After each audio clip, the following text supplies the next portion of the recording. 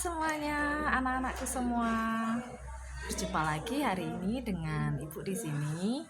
Untuk sesi kali ini, sebelum kita nanti memulai pembelajaran, tidak ada salahnya untuk nanti kita akan mempelajari dulu rencana pembelajaran yang akan kita dapatkan selama 1 semester ini.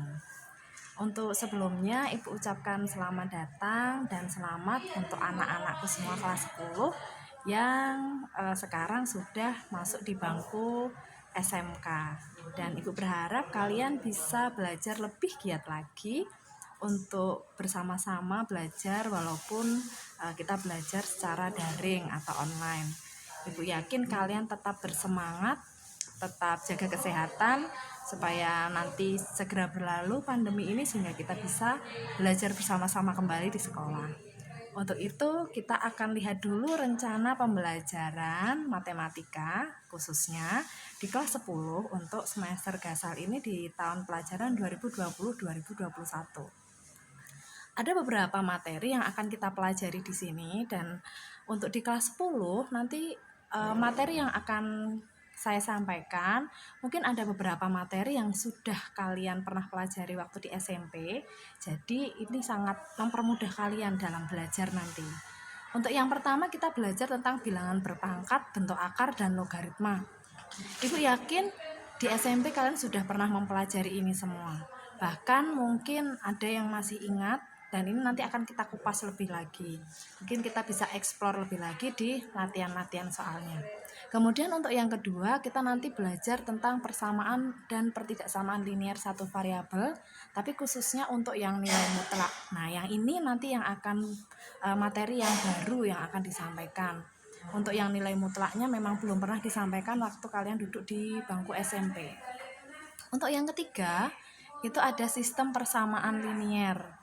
Nah, sistem persamaan linier nanti ada beberapa yang akan disampaikan sama halnya seperti yang di SMP, seperti dengan menggunakan metode substitusi eliminasi. Dan yang keempat adalah program linier. Kita akan bahas sedikit untuk masing-masing KD-nya, apa aja nanti yang kita dapatkan di masing-masing KD yang akan kita pelajari. Untuk KD yang pertama, untuk bilangan berpangkat dan bentuk akar, nanti kita bisa mempelajari tentang konsep dasar untuk bilangan berpangkat. Kemudian penyelesaian masalah yang berkaitan dengan bentuk eksponen juga pastinya. Kemudian di dalam konsep bilangan berpangkat nanti kita juga belajar tentang bentuk-bentuk akar, di mana di situ ada operasi-operasi bentuk akarnya, baik penjumlahan, pengurangan, perkalian maupun pembagian, dan nanti diikuti dengan sifat-sifatnya juga. Kemudian yang terakhir kita juga belajar tentang logaritma.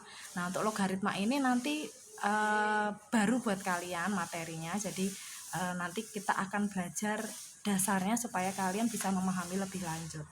Untuk KD yang kedua, kita akan belajar tentang persamaan dan pertidaksamaan nilai mutlak bentuk linier satu variabel. Jadi yang kita buat di sini nanti yang satu variabel, bukan yang dua variabel. Untuk yang satu variabel ini nanti kita review dulu dari materi yang di SMP, yaitu materi SMP-nya tentang menentukan persamaan dan pertidaksamaan. Jadi menentukan nilai dari suatu variabel, biasanya kalian gunakan X, Y, atau Z, dan sebagainya. Itu untuk menentukan nilai dari persamaannya. Kemudian baru nanti kita aplikasikan ke nilai mutlaknya. Di situ nanti ada sifat-sifat yang mengikuti supaya kita bisa menyelesaikan bentuk persamaan atau pertidaksamaannya.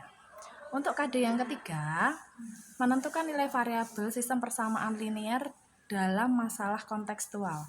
Nah, di sini kalian nanti juga menentukan nilai-nilai variabelnya tapi dalam bentuk SPLDV. Kalau yang KD2 tadi SPL sistem persamaan linier satu variabel, kalau yang kedua nanti sistem persamaan linier dua variabel. Karena variabelnya ada dua, maka metode untuk mengerjakannya pun berbeda. Metode mengerjakannya bisa menggunakan metode substitusi, eliminasi, campuran, atau bisa menggunakan dengan metode grafik. Jadi nanti bisa dikombinasi ya antara keduanya, atau bisa memilih dengan menggunakan metode yang apa kalau tidak diperintahkan dengan metode tertentu. Kemudian menyelesaikan sistem persamaan linier 3 variabel. Kalau yang ini berarti kalian nanti aplikasinya di tingkat yang lebih lanjut. Kalau biasanya hanya sampai 2 variabel, ini 3 variabel. Kemudian penyelesaian dari aplikasi tersebut. Untuk KD yang keempat atau yang terakhir, menentukan nilai maksimum dan minimum permasalahan kontekstual yang berkaitan dengan program linear 2 variabel. Untuk KD yang keempat ini benar-benar kalian memang baru untuk materinya, sehingga di sini nanti kalian harus benar-benar belajar basicnya terlebih dahulu. Basicnya di sini nanti yang dikhususkan apa, kalian harus bisa gambar grafik, itu yang paling jelas. Kalau kalian bisa gambar grafiknya, kalian bisa menentukan daerah penyelesaiannya atau DP-nya, maka nanti kalian akan bisa menyelesaikan nilai optimasinya. Nilai optimasi itu bisa menentukan nilai optimum, maksimum ataupun nilai minimum dengan menggunakan uji titik pojok.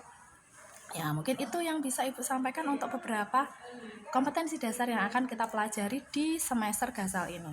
Penilaiannya nanti yang akan dibuat untuk nilai rapot ada dari tugas terstruktur, mungkin kemudian mengerjakan latihan-latihan soal, dan tentunya pasti dengan tes tertulis yang pasti nanti kita dengan metode daring ya, online ya. Kemudian untuk penilaian rapotnya nanti ada ulangan harian, kemudian ada tugas, UTS dan UAS. Nah, nanti untuk penilaian nilai rapotnya yang jelas yang paling banyak atau besar itu di nilai ulangan hariannya, kemudian di rata-rata dengan tugas, UTS dengan UAS-nya.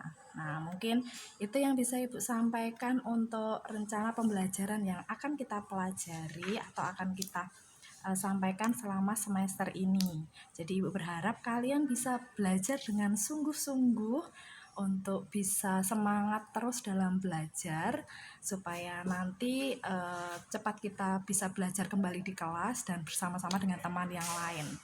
Kemudian jangan lupa untuk tetap jaga kesehatan, kemudian tetap jaga kondisi, tetap ikuti SOP yang ada supaya semua tetap sehat dan tetap semangat dalam belajar. Terima kasih, sekian dulu dari saya. Sampai ketemu lagi.